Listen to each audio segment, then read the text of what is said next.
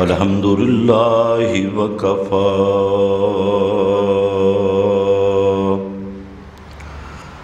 والصلاة والسلام علی سید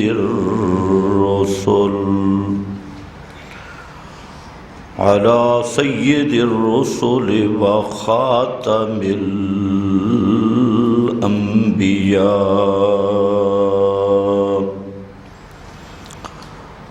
اما بعد فاعوذ باللہ من الشیطان الرجیم بسم اللہ الرحمن الرحیم وَإِذْ بَوَّأْنَا لِإِبْرَاهِيمَ مَكَانَ الْبَيْتِ أَلَّا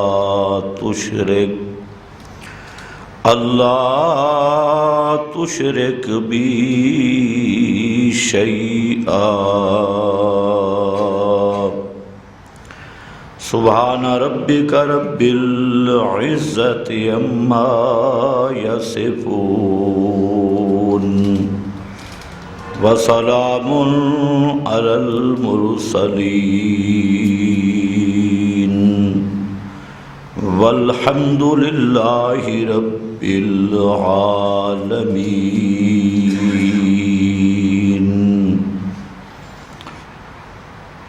انتہائی قابل قدر بزرگوں اور بھائیوں، امام الانبیاء حضرت محمد الرسول اللہ صلی اللہ علیہ وسلم نے ارشاد فرمایا، بنی الاسلام علی خمس، بخاری، مسلم، صحیح ابن حبان میں یہ روایت صحیح سند کے ساتھ موجود ہے۔ فرمایا بنی الاسلام علی خمس، اسلام کی عمارت کے ستون 5 ہیں۔ اسلام کو ایک خیمہ سے تشبیہ دی، جس طرح مکان یا خیمہ کے اندر آدمی محفوظ ہوتا ہے، اسی طرح اسلام قبول کرنے سے آدمی اللہ کی ناراضگی اور اس کا نتیجہ جہنم سے محفوظ ہو جاتا ہے۔ تو اس لحاظ سے آپ صلی اللہ علیہ وسلم نے اسلام کو ایک خیمہ سے تعبیر کیا اور تشبیہ دی، اور آپ نے دیکھا ہے کہ خیمہ کا ایک مین پلر بڑا ستون ہوتا ہے جس پر پورا خیمہ کھڑا ہوتا ہے، اور کچھ اس کے چھوٹے پلر ہوتی ہیں۔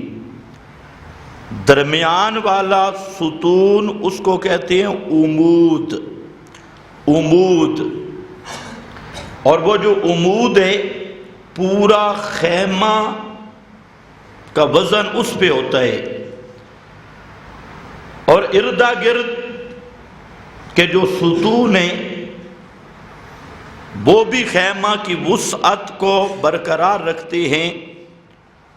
تو فرمایا جو اسلام کا خیمہ ہے اس کا عمود ہے شہادت اللہ الہ الا اللہ وَأَنَّ مُحَمَّدَ الرَّسُولُ اللہ۔ اسلام کا خیمہ کا مرکزی پلر اور ستون وہ 2 چیزوں کو ماننا ہے۔ ایک چیز کہ اللہ کے سوا عبادت کے لائق کوئی نہیں، شہادت اللہ الہ الا اللہ، اور دوسری چیز کہ محمد مصطفیٰ کے علاوہ عبادت کا طریق اور آئیڈیل اس کائنات میں کوئی نہیں. عبادت صرف اللہ کی، شہادت اللہ الہ الا اللہ، تمام معبودوں کی نفی، صرف ایک سچا معبود، اور محمد الرسول اللہ تمام مستقل اور مطلق الاطاعت رہنماؤں کی نفی، کہ بالاستقلال مستقل طور پہ بلا مشروط طور پہ اطاعت وہ فقط محمد مصطفیٰ کی ہے صلی اللہ علیہ وسلم. جس طرح رب کے سوا معبود قابل عبادت کے کوئی نہیں، اسی طرح محمد مصطفیٰ صلی اللہ علیہ وسلم کے علاوہ اس کائنات میں غیر مشروط اطاعت کے قابل بھی کوئی نہیں، اور غیر مشروط مطاع بھی کوئی نہیں ہے. غیر مشروط مطاع ہیں صرف محمد مصطفیٰ صلی اللہ علیہ وسلم. جب یہ باتیں شہادت اللہ الہ الا اللہ وان محمد الرسول اللہ، جب یہ یقین آ جائے کہ لا معبود الا اللہ، اللہ کے سوا کوئی معبود نہیں، اور محمد مصطفیٰ کے علاوہ کوئی غیر مشروط اطاعت کے قابل نہیں ہے. میں نے تقلید کے مسئلہ میں ذکر کیا گزشتہ بیان میں کہ فقہاء، علماء، حتیٰ کہ صحابہ، ان سب کی اطاعت مشروط ہے، اور غیر مشروط اطاعت ہے محمد مصطفیٰ کی صلی اللہ علیہ وسلم. یہ ہے جناب اسلام. توحید اور رسالت. توحید مقصد زندگی ہے اور رسالت طرز زندگی ہے. جو یہ سودا کر لیتا ہے اور اپنے دل میں یہ ٹھان کے مان لیتا ہے، صرف جانتا نہیں مانتا ہے. ایمان نام ماننے کا ہے، جاننے کا نہیں ہے. اندر اپنے دل سے فیصلہ کر لیا، اور دو ہی چیزیں کہ میری زندگی کا مقصود لا الہ الا اللہ اور زندگی کی طرز محمد مصطفیٰ محمد الرسول اللہ صلی اللہ علیہ وسلم. اب یہ ہے ایسی چیز جس کا نام ہے ایمان، اور اس کا گھر ہے انسان کا جنان اور دل. دل ہے. اب دل تک نظریں کسی کی جاتی نہیں، تو اللہ رب العزت نے اس توحید کے اظہار کے لیے چند علامتیں مقرر کی کہ جو تیرے دل میں ہے لا الہ الا اللہ، اس کے لیے علامات ہیں، اور ان علامات کے لیے شرط ہے اتباع سنت اور طرز محمدی، تاکہ تیرا ایمان بالرسالت بھی سامنے آ جائے کائنات کے، اور ایمان توحید کے ساتھ بھی سامنے آ جائے. تو ان علامات وہ چار ہیں، وہ بھی ستون ہیں، لیکن چار علامتیں اللہ کے رسول نے بتائی کہ جو اندر کی توحید اور عزم اتباع پر دلالت کرتی ہے. وہ چار چیزیں ہیں. فرمایا سب سے پہلی اقامت الصلاۃ، نماز ہے، یہ رکن ہے. اور اگر نماز میں غور کریں تو نماز کی ہر ادا اور نماز کا ہر وظیفہ خالصتاً لا الہ الا اللہ کی تشریح ہے. لا الہ الا اللہ کی تشریح ہے. جو ہم کہتے ہیں کہ اللہ کے سوا عبادت کے لائق نہیں، تو پوری نماز کا نقشہ سامنے رکھ لے، یہ اسی کا اظہار ہے۔ حتیٰ کہ یہ سب سے بڑی علامت اس توحید کی، اس لیے کہ توحید کا معاملہ دل میں ہے۔ اب ایک آدمی نماز نہیں پڑھتا، ہمیں نہیں پتا کہ یہ مسلمان ہے یا نہیں۔ ایک آدمی تارک الصلاۃ ہے، اسی لیے امام احمد رحمت اللہ علیہ نے صاف طور پہ ظاہر حدیث پہ عمل کیا، من ترک الصلاۃ متعمدا فقد کفر۔ انہوں نے ظاہر حدیث کو لیا اور فرمایا کہ جو آدمی پکا عامدن تارک الصلاۃ ہے تو وہ آدمی کافر ہے، وہ مسلمان نہیں، ہم اسے کافر ہی سمجھیں گے، کیونکہ ہمارے پاس علامت تھی نماز اس کی توحید کی، ہم اس کا دل تو دیکھ نہیں سکتے، ہمارے ہاں نماز علامت تھی، اور جب وہ نماز کے قریب آتا نہیں تو وقت کے امام احمد رحمت اللہ علیہ اور حضرت عبداللہ ابن مسعود، حضرت علی المرتضی رضی اللہ تعالیٰ عنہما، یہ وہ بزرگ ہیں جو صاف فرماتے ہیں کہ جو تارک الصلاۃ عمدن ہے وہ آدمی، اس کو ہم کافر سمجھیں گے،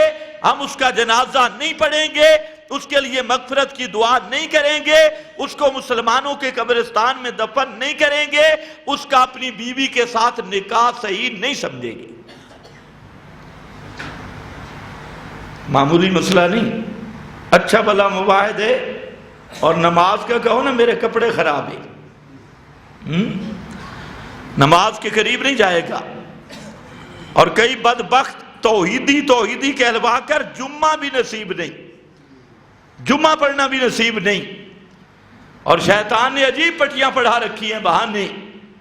یہ اللہ کے محبوب کا فرمان نہیں سنا، من ترک الجمعۃ، جس نے جان بوجھ کر جمعہ چھوڑ دیا، کتب منافقہ، وہ آدمی اللہ کے کاغذوں میں منافق لکھا جاتا ہے۔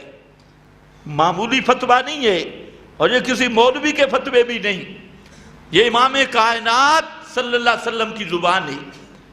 تو اس لیے یاد رکھ لو، توحید کا مظہر نماز ہے، توحید کی بقا نماز ہے، توحید کی علامت نماز ہے۔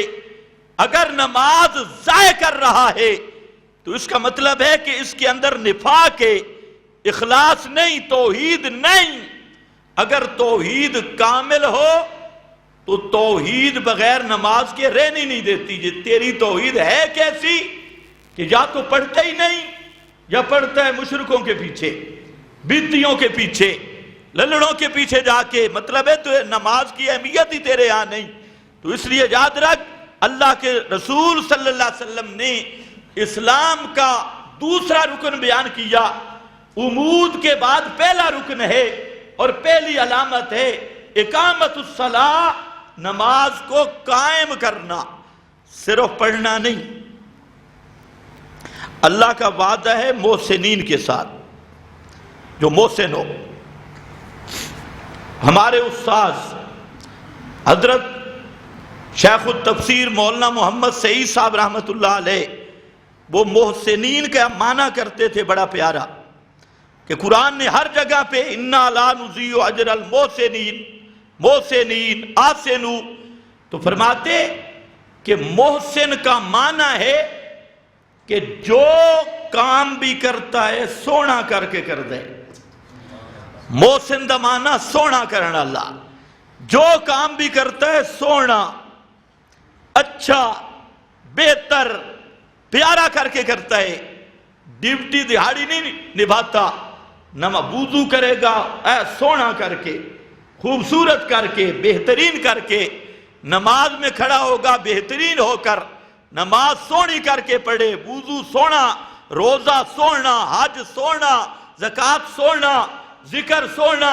یہ نہیں ہے وہ وضو کر رہا ہے جناب، کوئی ادھر پانی جوں ادھر جوں ادھر جوں، اور ادھر آیا اور مرغے کی طرح ٹھونگے لگائیں، نیچے گیا، نہ تسبیح کا پتہ، نہ ذکر کا پتہ، نہ باطنی خیال، نہ کچھ، تو یہ ڈیوٹی کر رہا ہے، یہ محسن نہیں ہے۔ محسن وہ ہے جو تسلی بہترین انداز میں وضو کرے، اہمیت سمجھ کے بہترین انداز میں نماز پڑھے، رکوع میں کیا پڑھ رہا ہے، سجدے میں کیا پڑھ رہا ہے، قیام میں کیا پڑھ رہا ہے، اور وہ اللہ تعالیٰ کے ساتھ یہ مناجات کا مقام ہے۔ اللہ کے محبوب نے فرمایا الصلاۃ معراج المومن، جس طرح محمد مصطفیٰ صلی اللہ علیہ وسلم کو اللہ نے خاص معراج کرایا، اور اللہ کے رسول نے فرمایا مومن کی معراج وہ نماز ہے۔ آج ہم نے نماز کو ضائع کر دیا۔ پہلے ڈاکٹر یاد ہے، نماز یاد نہیں، تعویذ فروش یاد ہے، نماز یاد نہیں، عامل یاد ہے، نماز یاد نہیں۔ کوئی مصیبت پڑے، حضرت ابو ہریرہ فرماتی ہیں کہ رسول اللہ صلی اللہ علیہ وسلم کو جب بھی کوئی پریشانی آتی تو آپ نماز کی طرف متوجہ ہو جاتے، نماز پڑھتے۔ اب یہ وظیفہ ہے محمد مصطفیٰ کا۔ کوئی مشکل آئے، کوئی مصیبت آئے، کوئی پریشانی آئے، گھر میں مصیبت ہے، جان میں مصیبت ہے، بیماری ہے، مال کی مصیبت ہے، اور کوئی مصیبت، دشمن کی طرف سے کوئی خوف ہے، خطرہ ہے، کوئی چیز بھی ہے، محمدی وظیفہ یہ ہے وضو کر اور بڑے دربار پہ حاضری دے، نماز میں کھڑا ہو جا اور نماز پڑھ کے اللہ سے مانگ۔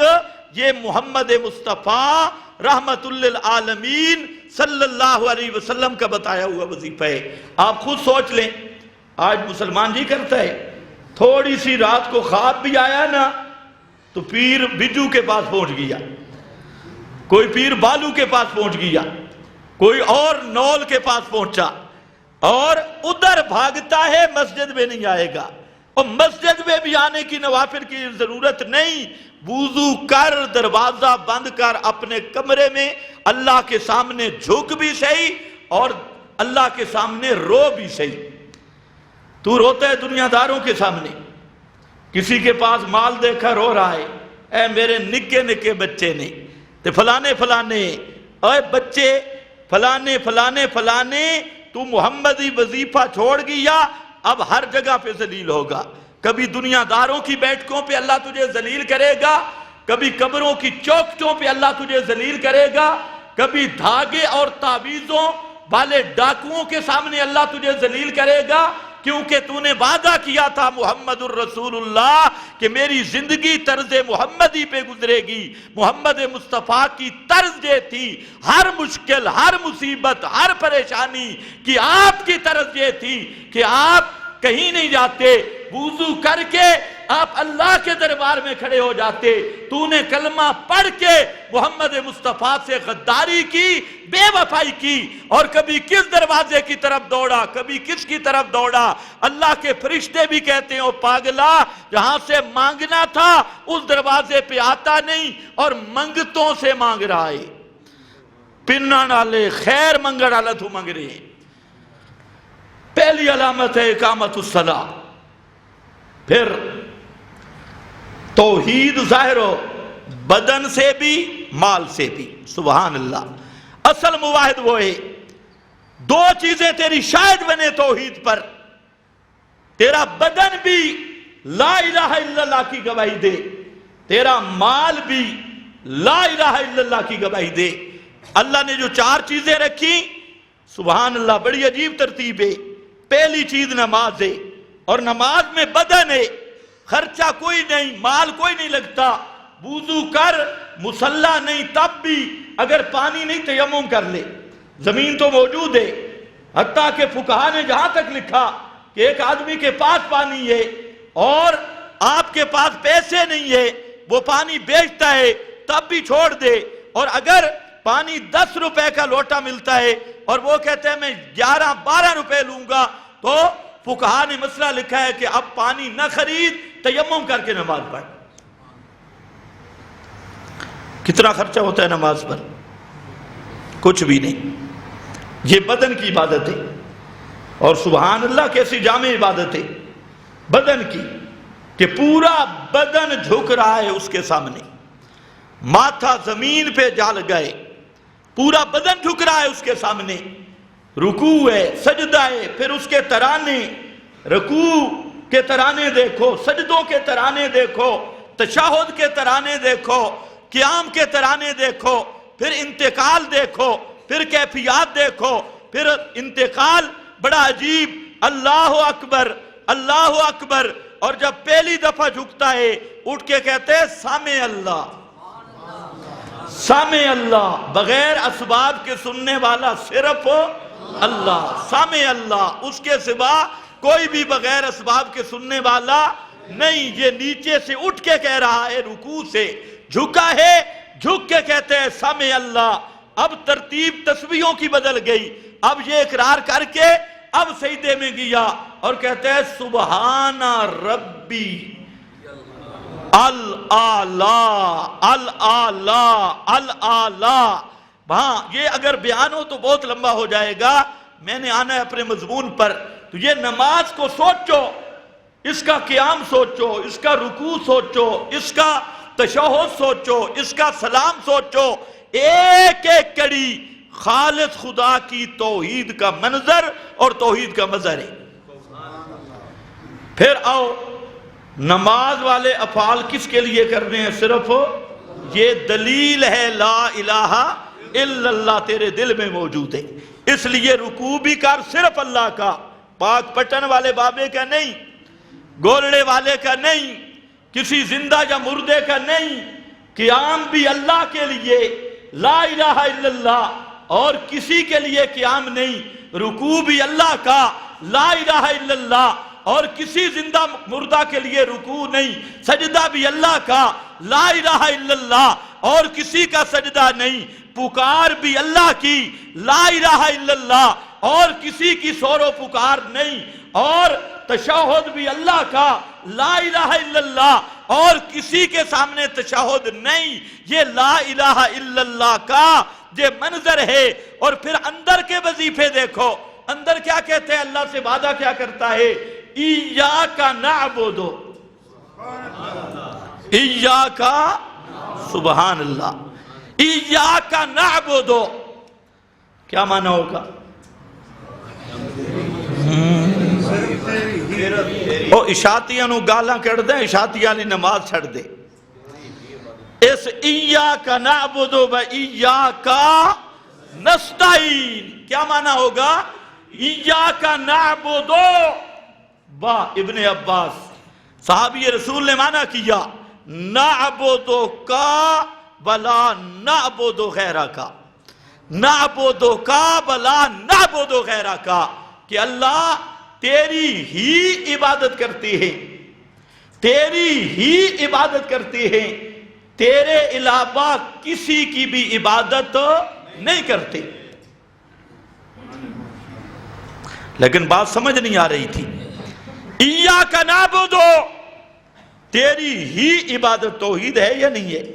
ایاک نعبد، تیری ہی عبادت، سجدہ تیرا، رکوع تیرا، منت تیری، نظر نیاز تیرے نام کی، پھیرے طواف تیرے گھر کے، تیری ہی عبادت کرتے ہیں۔ اب عبادت جو سب سے بڑا جھگڑا تھا ایاک نستعین میں، اس کو ذکر کیا۔ فتاوی کبریٰ میں لکھا ہے کہ یہ باؤ تفسیریہ ہے، اور باؤ تفسیریہ کا معنی ہوتا ہے یعنی۔ باؤ تفسیریہ کا معنی کیا ہوتا ہے؟ بولو شاور، کیا ہوتا ہے؟ یعنی۔ باؤ تفسیریہ کا معنی ہوتا ہے جو پہلے جملہ ہے اسی کا خلاصہ، اسی کا مفہوم بیان کرنا۔ ایاک نعبد، اللہ ہم تیری ہی عبادت کرتے ہیں۔ اب عبادت تو عام تھی اور لمبا ایک سلسلہ تھا، اللہ نے اس کا آگے خلاصہ ذکر کیا۔ اگر ایک عبادت کی گارنٹی دے دو نا جو اہم العبادہ مخ العبادہ ہے، تو پھر کوئی عبادت غیر کی نہیں ہو سکتی۔ اس لیے بندہ کہتا ہے ایاک نستعین، اللہ عبادت تیری کرتے ہیں، یعنی اپنی حاجتوں اور مشکلوں میں صرف تجھ ہی کو پکاریں گے۔ سب سے بڑی عبادت حاجتوں اور مشکلوں میں تجھ ہی کو پکاریں گے۔ یہ نماز ہے میرا بھائی، گھر میں ترجمہ دے، دیوبندی کا دیکھ، بریلی کا دیکھ، شیعہ کا دیکھ، یا سارے پھنسے ہیں۔ ایاک نستعین یہ تو نماز سے نکل کے جب وعدہ کیا اللہ عبادت تیری، یعنی سور و پکار، صد سور پکار، حاجتوں میں پکارنا، یہ صرف تیرے ساتھ، کسی نبی کو نہیں پکاروں گا، علی کو نہیں پکاروں گا، ولی کو نہیں پکاروں گا، زندہ کو نہیں پکاروں گا، مردہ کو نہیں پکاروں گا۔ ایمان سے بتاؤ حضرت علی نماز پڑھتے تھے یا نہیں؟ جی حضرت علی نماز پڑھتے تھے، اور حضرت علی نماز میں کیا پڑھتے تھے؟ ایاکا نعبدو و ایاکا نستعین۔ اب جو یا علی مدد کہہ رہا ہے اس کا مذہب علی والا ہے؟ علی کا عقیدہ کیا ہے؟ ایاکا نعبدو و ایاکا نستعین۔ اب جو یا حسن یا حسین یا ولی، اے گولڑے والی سرکار، اے سیال شریف والا بابا، اے فلانا بغداد والی سرکار، جو ان کو پکار رہا ہے، اس کا عقیدہ اولیاء اللہ والا ہے صحیح؟ سب اولیاء اللہ نمازی تھے یا نہیں تھے؟ شیخ عبدالقادر جیلانی نے بھی نماز پڑھی، اور نماز میں کیا پڑھا؟ ایاکا نعبدو و ایاکا نستعین۔ باو سلطان نے نماز پڑھی، اس نے بھی پڑھا ایاکا نعبدو و ایاکا نستعین۔ علی حجویری نے نماز پڑھی، اس نے بھی پڑھا ایاکا نعبدو و ایاکا نستعین، اور بتروں میں پڑھا اللہم انا نستعینوکا، اللہم انا نستعینوکا، اللہم۔ ادھر یاد، ادھر رکھ لو اس کو، آج میں نے تقریر آگے سے شروع کرنی ہے۔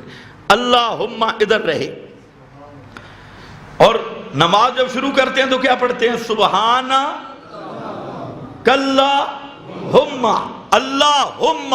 نماز کے شروع میں بھی کیا؟ اللہم، اللہم، اور اللہم کا معنی یا اللہ، یا اللہ۔ بتروں میں بھی اللہم، یا اللہ۔ اب ذرا خیال کرنا، تو میں آج یہ کر رہا تھا کہ نماز پوری توحید ہے۔ پھر آؤ مال کا امتحان، فرمایا ایتاء الزکاۃ، دوسرا رکن، دوسرا ستون، زکوٰۃ دینی ہے، زکوٰۃ ادا کرنی ہے۔ اور لفظ زکوٰۃ کا ذکر کیا، فرمایا دو وجہ سے۔ ایک وجہ یہ کہ زکوٰۃ ہے نما سے، اور نما کا معنی ہوتا ہے بڑھنا۔ تو بظاہر جب آدمی زکوٰۃ دیتا ہے، تاجر 2.5 لاکھ 3 لاکھ 5 10 لاکھ دے رہا ہے، تو اس کے ذہن میں آتا ہے ہو یہ مال کم ہو گیا۔ اللہ نے لفظ زکوٰۃ استعمال کیا، فرمایا زکوٰۃ سے مال بڑھتا ہے، زکوٰۃ سے مال نما ہے، یہ مال بڑھ جاتا ہے۔ تو ظاہر کو دیکھتا ہے، اور وہ خالق کا اعلان یہ ہے کہ اس حصے کا نام زکوٰۃ ہے۔ زکوٰۃ کا لفظ بھی تیری تسلی کے لیے رکھا کہ تو سمجھتا ہے میرا مال کم ہو رہا ہے، 10 لاکھ زکوٰۃ کا نکل گیا، مال کم ہو گیا۔ یہ جو بڑے تاجر مباحث ہیں، یہ ماشاءاللہ زکوٰۃ دیتی نہیں، یہ بہانے بناتی ہے۔ اور یاد رکھ لو، جو آدمی زکوٰۃ نہیں دیتا اس کا بقیہ مال حرام ہے۔ اور زکوٰۃ کا معنی ہے پاک کرنا۔ ذبح کو بھی زکوٰۃ کہتی، ذبح کو بھی زکوٰۃ کہتی۔ اور ذبح کو زکوٰۃ اس لیے کہتے ہیں جب وہ رگوں والا خون نکل جاتا ہے تو جانور پاک ہو جاتا ہے، اور جب یہ تیرا زکوٰۃ والا مال نکلتا ہے تو تیرا مال پاک ہو جاتا ہے۔ اور جس طرح بغیر ذبح کے جانور مر جائے، کھاؤ گے اس کو؟ کیوں؟ وہی گائے حلال ہے، بکری حلال تھی نا، گائے بھی حلال تھی، لیکن زکوٰۃ نہیں ہوئی، اب حلال ہے یا حرام ہے؟ ادھر حرام ہے، اور ادھر مال والی زکوٰۃ نہیں دی تو پھر روٹی کھائے گا اس مال سے؟ اب مسئلہ ہے۔ مردار اسی طرح ہے، لیکن یہ زکوٰۃ نہیں دے رہا، مال مردار ہے، بہانے کرتا ہے، تعویلیں کرتا ہے۔ کئی تو جناب اپنے رجسٹر لکھائے ہوئے ہیں، نام خانے پر کرائے ہوئے ہیں، میرا تعلق فقہ جعفری سے، میرے سے فلانا، یعنی وہ تو قرآن کو مانتے نہیں، میں بھی نہیں مانتا۔ کوئی قادیانی لکھوا کے، کوئی کچھ یاد کر، یہ بہانے چھوڑ دے، یہ باندر ٹپکولیاں چھوڑ دے۔ خدا کی قسم، نیت عقیدہ رکھ کے زکوٰۃ ادا کر، پھر قرآن کا معجزہ دیکھ۔ اگر تیرا مال بڑھ نہ جائے تو مجھے آ کے گلا دینا، لیکن دل بڑھا تو صحیح۔ زکوٰۃ خالص اللہ کا حصہ. یہ لا الہ الا اللہ کا اظہار ہے کہ اوے مباحثہ جب تو نے کہا ہے میرے دل میں لا الہ الا اللہ ہے، اب اپنے مال کے حصے میرے نام پہ نکالنی ہے. کسی غیر کے نام کی دیگ، بکرا، چھترا، مشرک کہتے تھے ھذا للہ وھذا لشرکائنا، یہ اللہ کا حصہ، یہ بابے کا حصہ، یہ اللہ کے نام کا، یہ باب لات منات عزا کے نام کا. فرمایا خبردار، جب تو نے یہ شہادت اللہ الہ الا اللہ یہ پڑھ لی، اب طرز زندگی محمد الرسول اللہ اس کو اختیار کر کے اپنا مال دے صرف رب کے نام کا. اگر سارا نہیں دے سکتا، پورا نہیں دے سکتا، ویسے تو جتنا دے وہ نور ہی نور ہے، اللہ کو قبول ہے. لیکن اگر صاحب نصاب بن گیا، اب 40واں حصہ دینا تجھ پہ فرض کر رہا ہوں. تیسرا جو آج کا ہمارا موضوع ہے، بنی الاسلام علی خمس. فرمایا الحج، بعض روایات میں الصوم روزہ، اور جہاں جو میں پڑھ رہا ہوں الحج وہ حج ہے. الحج، حج کو سوچ لو. قرآن کریم میں حج کا جہاں بھی ذکر آیا، اللہ رب العزت نے وہاں پر بعض مقامات پر، بعض پہ 3 چیزیں ذکر کی ہے حج کے سیاق میں. توجہ میری طرف رہے. ایک تذکرہ ہے حضرت ابراہیم کا، دوسرا تذکرہ ہے حضرت ابراہیم کے مشن کا. یہ تذکرے آپ کو ہر جگہ پہ ملیں گے. اب ذرا خیال کرنا. اور تیسرا ایک تذکرہ بعد میں ذکر کرتا ہوں. پورا قرآن دیکھ لے، یہ 3 تذکرے آپ کو ملیں گے. وجہ اس کی یہ ہے کہ مشرک حج کرتے تھے، ابو جہل بھی حاجی تھا، مکہ والے مشرک حج زور شور سے کرتے تھے. اللہ نے فرمایا او حاجیو، حج پہ وہ آئے جس کا عقیدہ حضرت ابراہیم والا ہو. سبحان اللہ. جس کا عقیدہ ابراہیمی نہیں، فرمایا وہ میرے گھر میں نہ آئے. یہ میری بات نہیں، قرآن ہے. فرمایا یا ایھا الذین آمنوا، اے ایمان والو، انما المشرکون نجس، انما المشرکون نجس. یا ایھا الذین آمنوا، یہ سورہ توبہ. یا ایھا الذین آمنوا، اے ایمان والو، انما المشرکون نجس، مشرک نرا گند ہے، نرا گند، نرا پلید. نجس فلا یقرب المسجد الحرام بعد عامہم ھذا. خبردار، آج کے دن کے بعد، اس سال کے بعد کوئی مشرک میرے کعبہ کے پاس نہ آئے.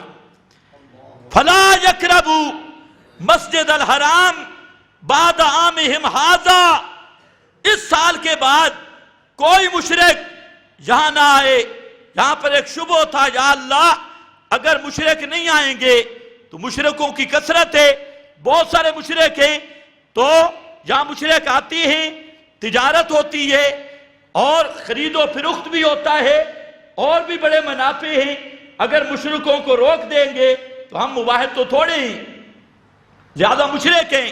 اللہ نے فرمایا خبردار، مشرک نہ آئے. بَإِنْ خِفْتُمْ عَيْلَةً فَسَوْفَ يُغْنِيكُمُ اللَّهُ مِنْ فَضْلِهِ.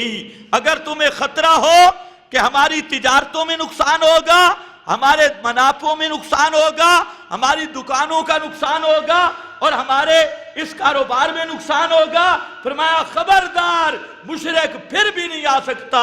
اللہ اپنے فضل سے تمہاری کمیاں پوری کر دے گا. پورے قرآن میں غور کرو، اللہ نے کہیں نہیں فرمایا او مشرکہ نماز نہ پڑھ. نہیں ہے، روزہ نہ رکھ نہیں، ذکر نہ کر نہیں، ہاں یہ ہے کہ مشرک نے نماز پڑھی، روزہ رکھا، ذکر کیا، درود پڑھا، حبطت اعمالہم فلا نقیم لہم یوم القیامت وزنا، یہ خبر دی ہے کہ ان کے اعمال برباد ہیں اور کوئی عمل قابل قبول نہیں۔ لیکن جو نہیں کہا کہ جو نہ کرو، حج کا مقام آیا، فرمایا نہ آنا، ادھر نہ آنا، فلا یقربوا مسجد الحرام بعد عامہم ھذا، اور با اللہ کی شان، اللہ کے رسول نے حضرت صدیق کو بھیجا، 9 ہجری کو حضرت صدیق کو امیر الحج بنایا، نائب بنایا، اور جب حضرت صدیق آگے چلے گئے اوپر سے پیغام آ گیا کہ حضرت صدیق تو امیر ہے، وہ امیر رہیں گے، اور ایک خاص پیغام آیا پیچھے یہ آیت ہے انما المشرکون نجس، فرمایا ایک اعلان کروا اور ساتھ علی کو بھیج۔ حضرت علی چلے یہ ایتے لے کر، حضرت صدیق نے پوچھا کہ اللہ کے رسول نے آپ کو امیر بنایا یا امیر کس طرح تشریف لائے؟ انہوں نے کہا نہیں، امیر آپ ہیں، میں خادم ہوں۔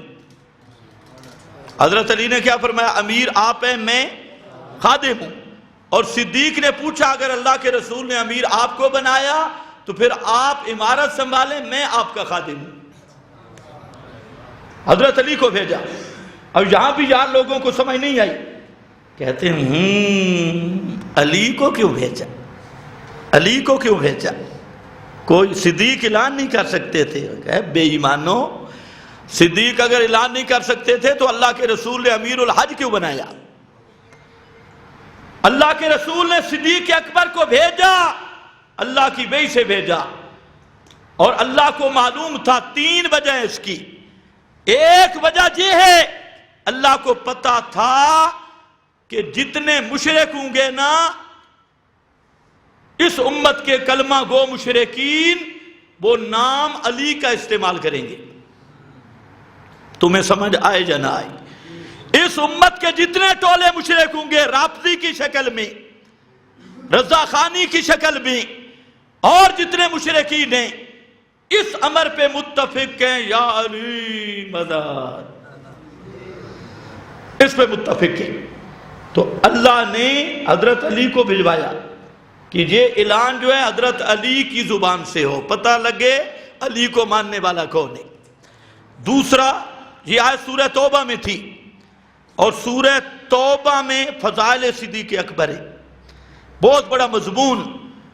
اللہ نے حضرت علی کو بھجوایا تاکہ کل کا کوئی اندر کا خبیث اعتراض نہ کرے کہ حضرت علی کو بھیجا، علی جا، صدیق امیر ہو اور تو خطیب ہو، اور موضوع خطابت ہو حضرت صدیق اکبر کے فضائل، وہاں لوگوں کے سامنے ابو بکر صدیق کے فضائل بیان کرو، جا کے سورہ توبہ سناؤ۔ اور تیسری وجہ کہ حضرت علی سے یہ اعلان کروایا، اس کی وجہ یہ تھی کہ حضرت صدیق اکبر امیر، اللہ رب العزت یہ دکھانا چاہتے تھے حج میں بھی ابو بکر خلیفہ نبی کا اور حضرت علی المرتضی مقتدی ہے، نماز میں بھی ابو بکر خلیفۃ الرسول اور حضرت علی مقتدی ہے، تو پھر امور خلافت میں بھی ابو بکر صدیق خلیفہ بلا فاصل برحق، اور حضرت علی اس کے تابع اور اس کے مقتدی ہیں اور اس کے ماننے والے ہیں۔ اب جو حضرت صدیق کی خلافت بلا فاصل کا منکر ہے، وہ حضرت علی کا بھی منکر ہے، قرآن کا بھی منکر ہے۔ خیر آؤ، بڑی پابندی لگی، حضرت علی آئے، جو اونچی پہاڑی دیکھتے اس پہ کھڑے ہو جاتے اور یہ آیت سناتے، اور ساتھ کہتے خبردار لا یحج مشرکن، یہ حضرت علی کا اعلان تھا، لا یحج مشرکن بعد عامہم ھذا، او مشرکو سن لو، اس سال تو تم آ گئے، ہم تمہیں چھوڑ رہے ہیں، آئندہ سال اگر کوئی آیا کعبہ کے پاس تو واپس نہیں جائے گا، ہم اس کو جہاں پورا کر دیں گے۔ یہ اعلان کیا حضرت علی نے، لا یحج مشرک، کوئی مشرک نہیں آ سکتا۔ آج کل بعض جو حالات کہتے ہیں شرک سے نفرت کرو، معصیت سے نفرت کرو، مشرک سے محبت کرو، مبتدع سے محبت کرو۔ اے بے ایمانا، قرآن نے کیا کہا؟ انما الشرک یا انما المشرکون؟ انما المشرکون، پورا قرآن بھرا ہے۔ من یتولاھم منکم، جو مشرکوں سے محبت کرے گا فہو منہم۔ اور حضرت ابراہیم نے کیا کہا؟ بدا بیننا و بینکم العداوہ، بیننا و بین الشرک، بیننا و بینکم، او مشرکو میری اور تمہاری دشمنی ہے۔ بدا بیننا و بینکم العداوہ، میری اور تمہاری دشمنی، والبغضاء، بغض ابداً حتی تؤمنوا باللہ وحدہ۔ قرآن نے صاف فتویٰ دیا ہے جو بدعتی مشرک کے ساتھ محبت رکھتا ہے فہو منہم، وہ بھی انہی طرح کا بے ایمان ہے۔ توجہ ہے یا نہیں ہے؟ ہاں، یہ نیا دین نازل ہو رہا ہے، اور یہ یہودیت سے آیا، براستہ رائے بینڈ وہاں سے آیا، اور اس کو پھیلایا جا رہا ہے۔ اور اچھے اچھے مولوی حضرات، ان کو بھی پتہ چلتا نہیں ہے۔ اور جی بدعتیوں سے محبت کرو، مشرکوں سے محبت کرو، شرک سے نفرت کرو، معصیت سے نفرت کرو۔ واہ، لم یبج، ہاں، پورے قرآن کا انکار۔ انما المشرکون نجس، کتنی محبت کی حضرت علی نے۔ لا یحج مشرک بعد العام، خبردار اس سال کے بعد کوئی مشرک حج پہ نہ آئے۔ یہ حضرت علی نے منع کیا، اس لیے میرا دوست یا شرک چھوڑ دے یا ادھر جانا چھوڑ دے، کچھ تو بات مان حضرت علی کی، یا مباحث بن کے جا۔ اعلان ہے، قرآن کا اعلان بھی ہے۔ اور پھر حضرت ابراہیم کا تذکرہ، سبحان اللہ۔ یہاں پر میں نے جو آیت پڑھی، اس سورت کا نام بھی ہے سورت الحج۔ سورت الحج، اس کا مضمون انشاءاللہ آئندہ جمعہ پہ میں بیان کروں گا انشاءاللہ۔ سورت الحج میں کیا مسئلہ ہے، لیکن اتنی بات سن لو، جہاں اللہ نے فرمایا اذ بوانا، جس وقت ہم نے متعین کر کے دیا ابراہیم کو مکان البیت۔ حضرت ابراہیم خلیل اللہ ہیں، توجہ میری طرف رہے، کعبہ کی بنیادیں منہدم ہو چکی ہیں۔ ویسے تو یہ کعبہ اول بیت وضع للناس، ان اول بیت وضع للناس بے بکہ تھا۔ اللہ فرماتی ہے جب آدم کو زمین پر بھیجا، آدم کو فرما دیا، ایک معنی یہ ہے آدم کو فرمایا کہ ابھی اپنا گھر بھی نہیں بنانا، سب سے پہلے اس زمین پر میری توحید کا مرکز بنانا ہے۔ اصل معنی یہ ان اول بیت وضع للناس، اما ہوا بھی ہے بابا بھی ہے، رہنے کی جگہ فرمایا پہلے اپنا گھر نہیں بنانا، پہلے میرا گھر بنانا ہے۔ تمہیں کیا سبق ملا؟ تم کیا کرتے ہو؟ اور اللہ نے کیا بنوایا؟ پہلے اپنی توحید کا مرکز بنایا، اپنی توحید کا مرکز بنایا۔ آدمی کی قسمت یہ ہوتی ہے اللہ کی قبولیت، یہ ہر آدمی کے بس کی بات نہیں۔ اللہ کے گھر پہ اس کا مال لگتا ہے جس کو اللہ قبول کرتا ہے، اور اللہ کے گھر میں آتا بھی وہ ہے جس کو اللہ قبول کرتی ہے۔ اس لیے تم تو سمجھتے ہو نا کہ ہم نہیں دے رہے، وہ لے نہیں رہا۔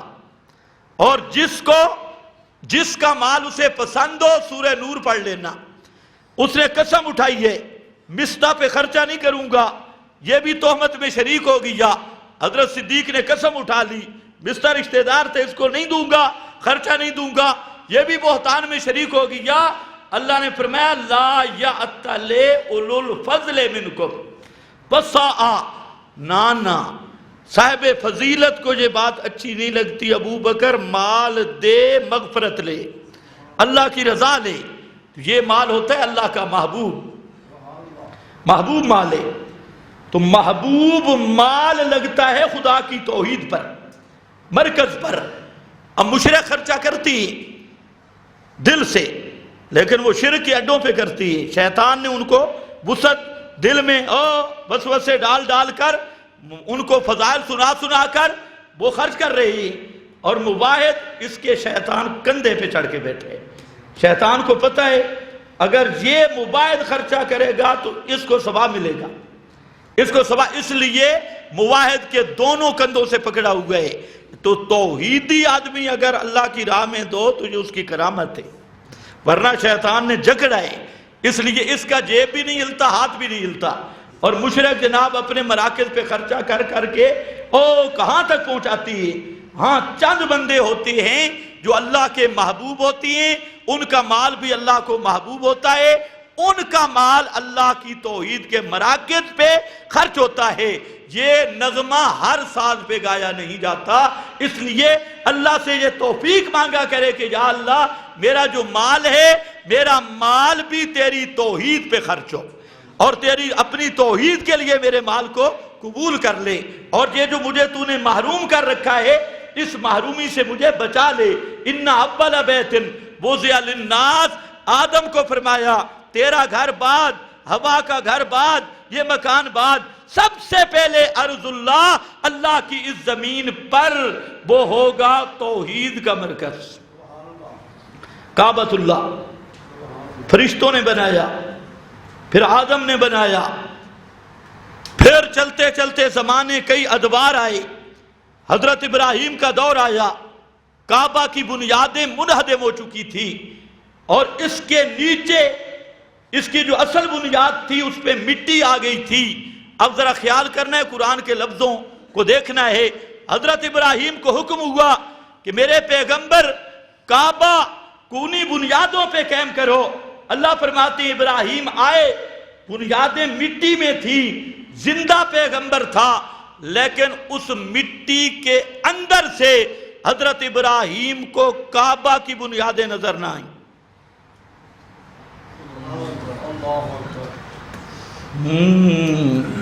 لفظ کیا ہے؟ اذ بوانا، جب ہم نے متعین کر کے دیا کہ یہ بنیاد ہے. حضرت ابراہیم زندہ تھے، نیچے بنیادیں موجود تھی کعبہ کی، اوپر مٹی کا پردہ آ گیا تو زندہ پیغمبر بھی ان بنیادوں کو دیکھ سکے نہیں. اور یہ کیا کہتا ہے؟ بابا 8 گز مٹی اس کے اندر سے دیکھتا ہے کہ بابا پھتو آیا ہے یا فلانا چھتو آیا ہے، یہ اس کو دیکھتا ہے. ایمان سے بتا، اس کو ہم مسلمان مانیں؟ زندہ نبی ہے، کھڑے. اور ببانا کا معنی کسی لغت میں دیکھ لو، اللہ فرماتی ہیں ہم نے بتلایا حضرت ابراہیم کو، ہم نے متعین کر کے دیا کہ یہ بنیاد یہ حضرت ابراہیم کو پتہ نہ چلا. اللہ نے وحی کے ذریعے حضرت ابراہیم کو بتایا کہ یہ ہے کعبے کے نقشے کی بنیاد. ببانا ابراہیم مکان البیت. اب ذرا خیال کرنا بیت اللہ کا تذکرہ. فرمایا یہ کعبہ بنا، اس کی تعمیر کر، لیکن 2 باتیں یاد رکھنا. لا تشرک بی شیئا، لا تشرک بی شیئا، میرے ساتھ کسی چیز کو شریک نہ کرنا. شیئن، نبی، ولی، بت، قبر، پتھر، جن، فرشتہ، شیئن سب کو شامل ہے. آج جو لوگ کہتے ہیں نا بتوں کو شریک کرنا، تجھے خود بت ہیں. اصل بات یہ ہے کہ شیئن، فرشتہ بھی شیئن، نبی بھی شیئن، امام الانبیاء بھی شیئن، پتھر بھی شیئن، بت بھی شیئن، جن بھی شیئن، یہ لفظ شے کا اللہ کے ماں سوا ہر چیز پہ آ رہا ہے۔ فرمایا لا تشرک بھی شیئا، میرے خلیل کعبہ بناؤ لیکن میرا شریک کسی کو نہ بنانا۔ توجہ ہے آپ کی؟ کعبہ بناؤ، شرک نہیں کرنا۔ یہ حضرت ابراہیم کو حکم ہوا پہلے دن،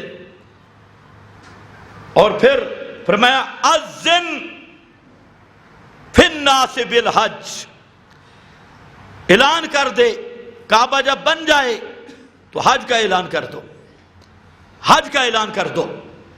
اذن فی الناس، جہاں وہ لوگ موجود ہیں، بعض لوگوں نے یہاں روایتیں پیش کیے کہ حضرت ابراہیم نے آواز دی اور سارے عالم میں پہنچی۔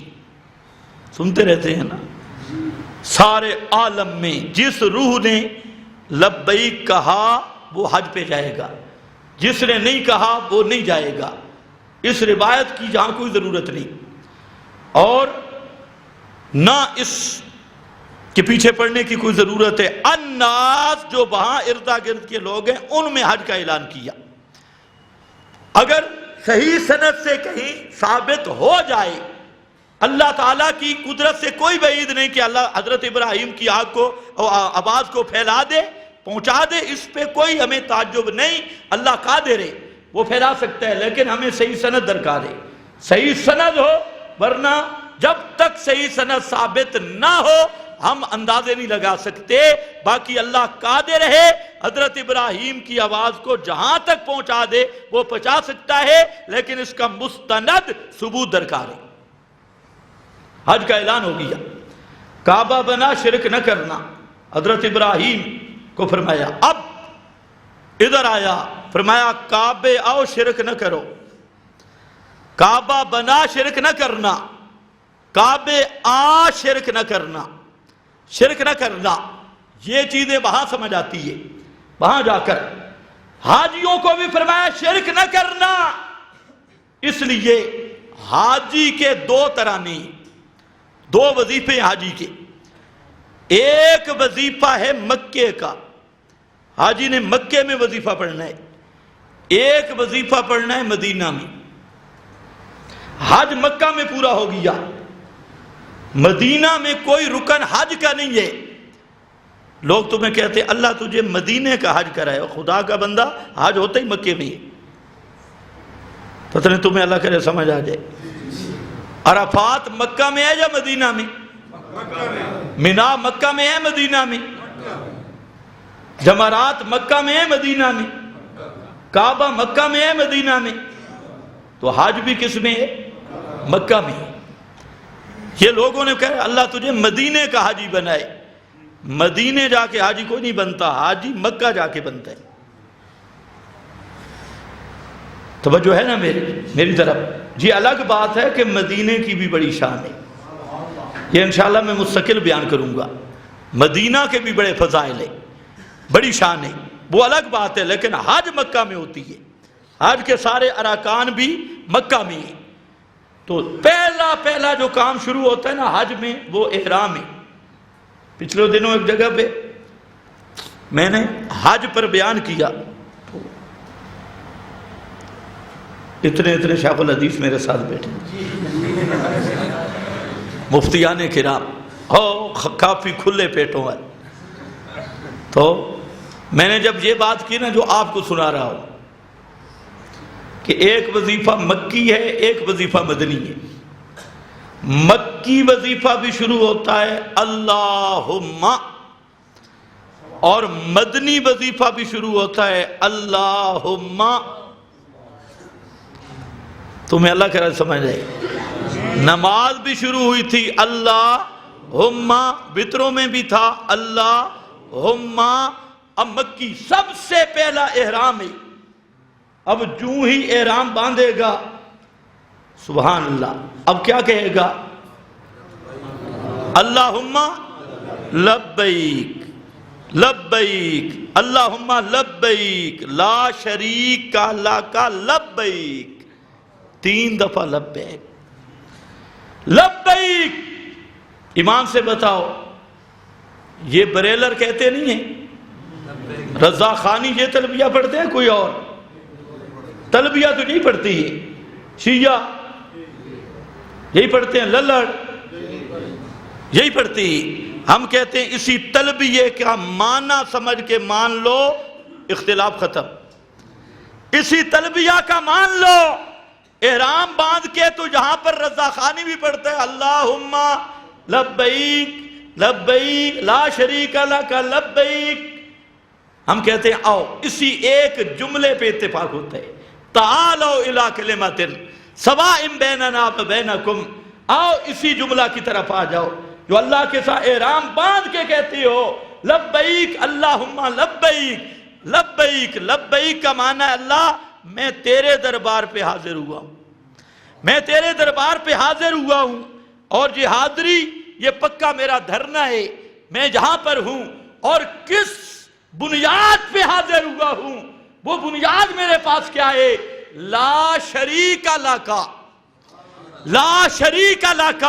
میرا اللہ مجھ میں ہزاروں عیب بھی ہوں گے، لاکھوں گناہ بھی ہوں گے، غلطیاں بھی ہوں گی، لیکن میرے پاس بھی ایک ناز والا عقیدہ ہے، میرے پاس بھی ایک ناز والی چیز ہے، جس ناز پہ آ کے لبیک، میں تیرے گھر سے جاتے ہی نہیں، تیرا دروازہ چھوڑتے ہی نہیں، ادھر یہ در نہ کھولیں گے ادھر ہم در نہ چھوڑیں گے، تیرا دروازہ مغفرت کا نہ کھلے، میں واپس ہونے والا نہیں۔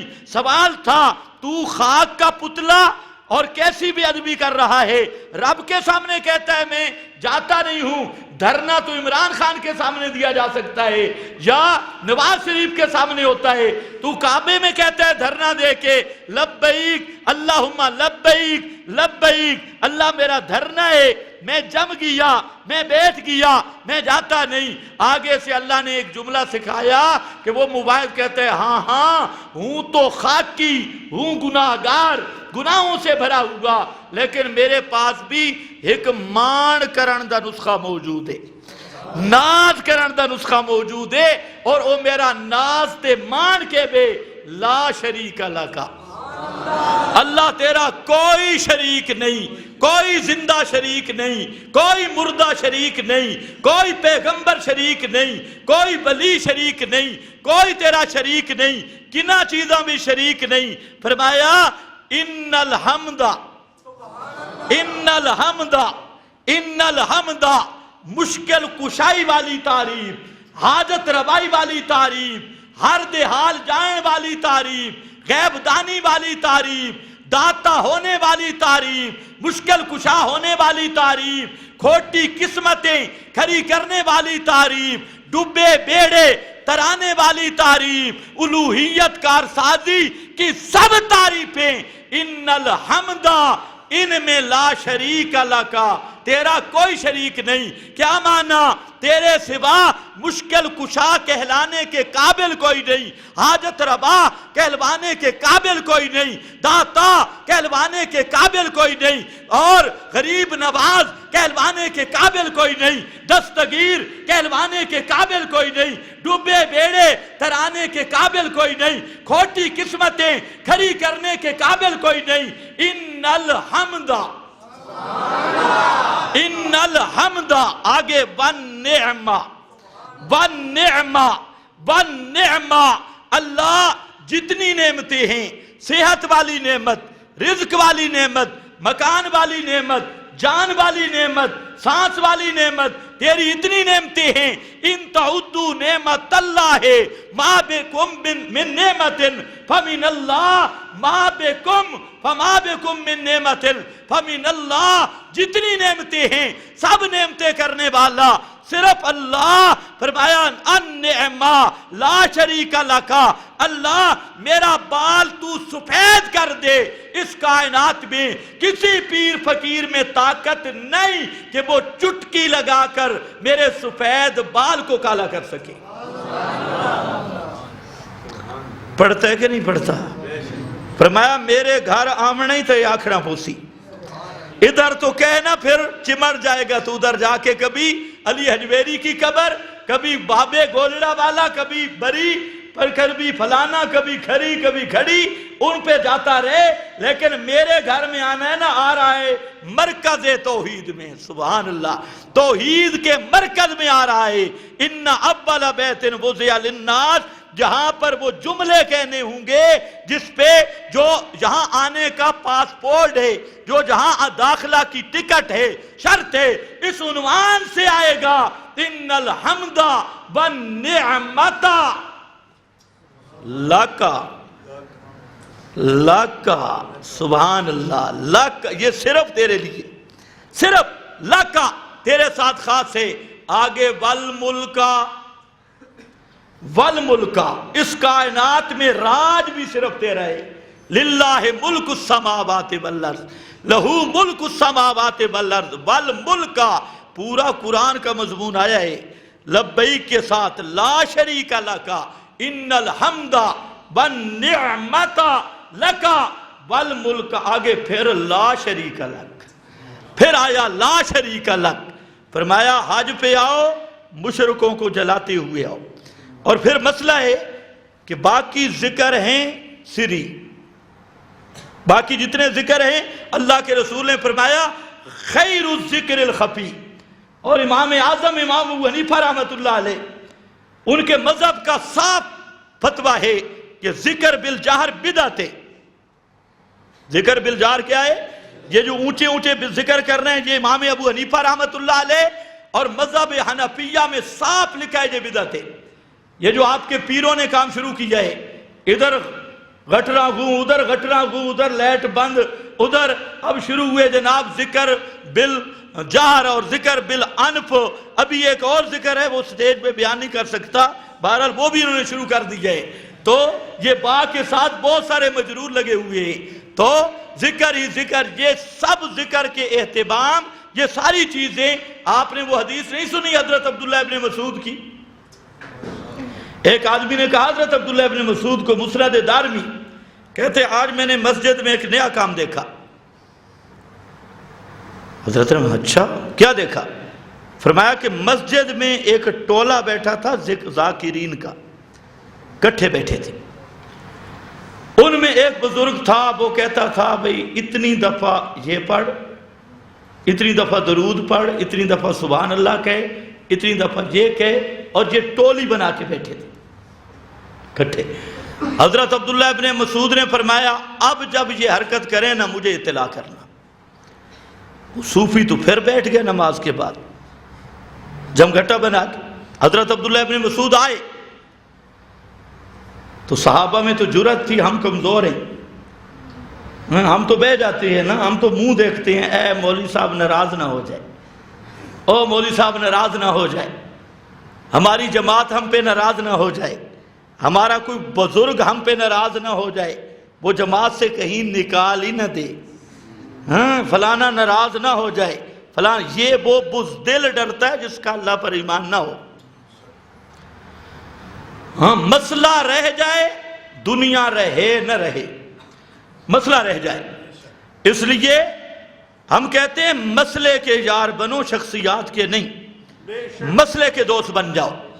مسئلہ میں بھی چھوڑ جاؤں تو خدا کی قسم تمہیں شاباش تب ہوگی کہ مجھے بھی گالیاں، مجھے بھی چھوڑ دو، میں مسئلہ چھوڑ جاؤں مجھے بھی چھوڑ دو۔ یہ کون سا مسئلہ ہے؟ لا الہ الا اللہ کا معنی یہ بھی ہے، کوئی بزرگ الہ نہیں۔ اچھا خیر، آ جا مسئلے پہ، آ کیا کہہ رہا تھا؟ ابن مسعود آئے، انہوں نے کہا ایھا الناس، او صوفیو جانتے ہو مجھے میں کون ہوں؟ اپنا تعارف پیش کیا، فرمایا میں وہ آدمی ہوں کہ رسول اللہ صلی اللہ علیہ وسلم کا وضو والا برتن بھی میرے پاس ہوتا تھا، اور وہ انزا، وہ جو مٹی نرم کرتے تھے قضاء حاجت کے لیے، وہ لوہے والا سریا انزا، وہ بھی میرے ہاتھ میں ہوتا تھا، یعنی میں خادم ہوں رسول اللہ کا صلی اللہ علیہ وسلم۔ کیا خوش قسمتی ہے جنہوں نے رسول کی خدمت کی ہے۔ حضرت عبداللہ ابن مسعود رضی اللہ تعالی عنہ فرماتے ہیں میں رسول اللہ کا خادم ہوں، اور ابھی تک رسول پاک کے پہننے والے کپڑے جو آپ کپڑے پہنتے تھے وہ بھی پرانے نہیں ہوئے. بلحانیت لم تکسر. اور رسول پاک صلی اللہ علیہ وسلم جن برتنوں میں کھانا کھاتے تھے وہ برتن بھی ابھی تک نہیں ٹوٹے, وہ برتن بھی موجود ہیں.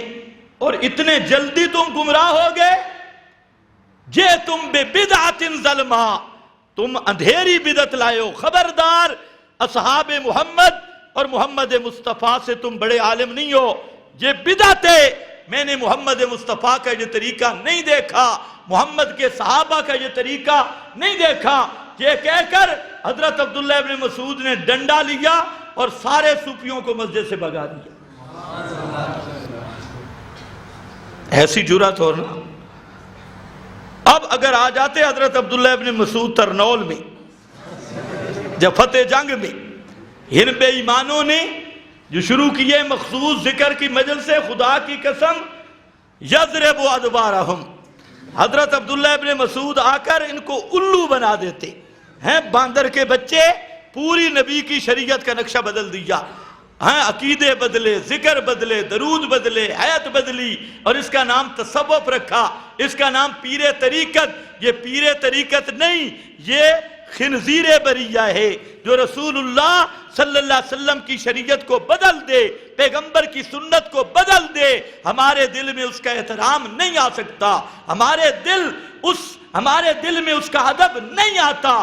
پیغمبر کی شریعت اور سنت کو بدلنے والا بدعتی وہ خدا کا دشمن ہے, رسول کا دشمن ہے, اور وہ جنگل کے خنزیر سے بھی بدتر ہے, چاہے وہ پیر کی شکل میں ہو یا ملا کی شکل میں. بدعتیوں سے بابا ہم سے پیار نہیں ہو سکتا. کوئی جمعہ پڑھنے آئے یا ابھی چلا جائے, کوئی مسئلہ نہیں. ہمارے پاس اللہ کے فضل سے یہ خدائی مہمان کافی ہے, مسئلہ پھر بھی بیان ہوگا. مسئلے میں نرمی نہیں ہو سکتی. سارا جہان الٹا ہو جائے انشاءاللہ, اللہ کی توفیق اور اللہ کے فضل سے ساری دنیا الٹی لٹک جائے, اللہ کے قرآن اور پیغمبر کے فرمان کا مسئلہ نہیں چھوڑ سکتے. اور ہم دعا کرتے ہیں کہ یا اللہ, جس دن ہم مولویوں کی کہنے پر یا پیروں کے کہنے پر یا وڈیروں کے کہنے پر یا اکابر کے کہنے پر یا مشائخ اور شیوخ کے کہنے پر مسئلے کو نرمی کرنی ہو, اس دن سے پہلے ہمیں موت دے دینا اور دنیا سے اٹھا لینا. یہ کام نہیں ہو سکتا انشاءاللہ. خیر بات سمجھو. باقی اچھا خیر باقی کو چھوڑو, باقی آؤ باقی. حضرت عبداللہ ابن مسعود نے دوڑایا. میں نے کہا ہر ذکر خفی ہے, ادعوا ربکم تضرعا وخفیا.